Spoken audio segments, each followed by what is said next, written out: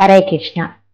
நம்ம இப்போ இட்லி தோசைக்கு பூண்டு வெங்காயம் சேர்த்தாம ஒரு தக்காளி சட்னி கார சட்னி செய்ய போகிறோம். அது எப்படி செய்யறதுங்கிறத பார்ப்போம். அதுக்கு தேவையான பொருள்களில் இப்போ பார்க்கலாம். இப்போ டொமேட்டோ பெரிய டொமேட்டோவை எடுத்துக்கலாம். தக்காளி 3 தக்காளி, ஒரு ஸ்பூன் காஷ்மீர் சில்லி பவுடர், நல்லா கலராகவும் இருக்கும், காரம் கம்மியாகவும் இருக்கும். அவங்கவுங்களுக்கு காரத்துக்கு தேவையானதை நம்ம சேர்த்துக்கலாம். உப்பு தேவையான அளவு. அது தாளிக்கிறதுக்கு ஆயில், கடுகு, கருவேப்பிலை, ஒரு பிஞ்சு பெருங்காயம் சேர்த்துக்கலாம், வாசனைக்கு சேர்த்துக்கலாம். இது எப்படி செய்யறதுங்கிறத பார்ப்போம். நம்ம தக்காளி கார சட்னியை வதக்க வேண்டாம், பச்சையாகவே அரைச்சிக்கலாம். இப்போ தக்காளியை இப்படி மிக்சியில் போட்டுக்கலாம். இப்போ ஒரு ஸ்பூன், அரை ஸ்பூன் இருந்தாலே போதும். இது காஷ்மீர் சில்லி பவுடர். இது காரம் கம்மியாகவும் இருக்கும், கலராகவும் இருக்கும்.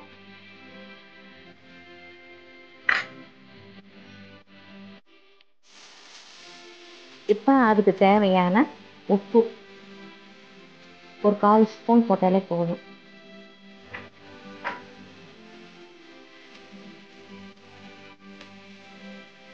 பெருங்காயம் கொஞ்சமாக போட்டால் போதும்.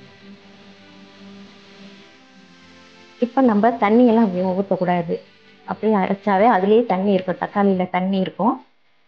அதனால தண்ணி ஊற்றாமையே அரைச்சி எடுத்துப்போம்.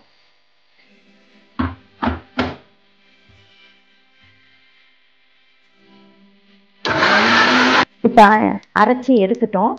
இனிமேல் தாளிக்க போகிறோம். இப்போ தாளிச்சு விட போகிறோம். இப்போ ஒரு 2 ஸ்பூன் எண்ணெய் விடுறோம்.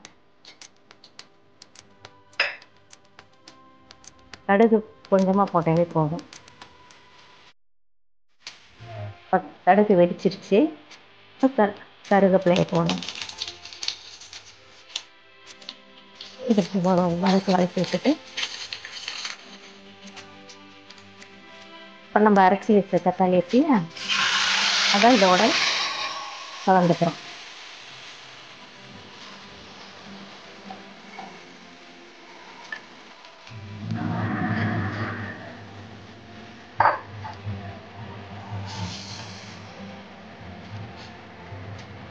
இதில் இருக்கிற தண்ணி, தக்காளி ஜூஸ் எல்லாம் கெட்டிக்காரமாக வர்ற வரைக்கும் நீங்கள் வதக்கிடுவீங்க.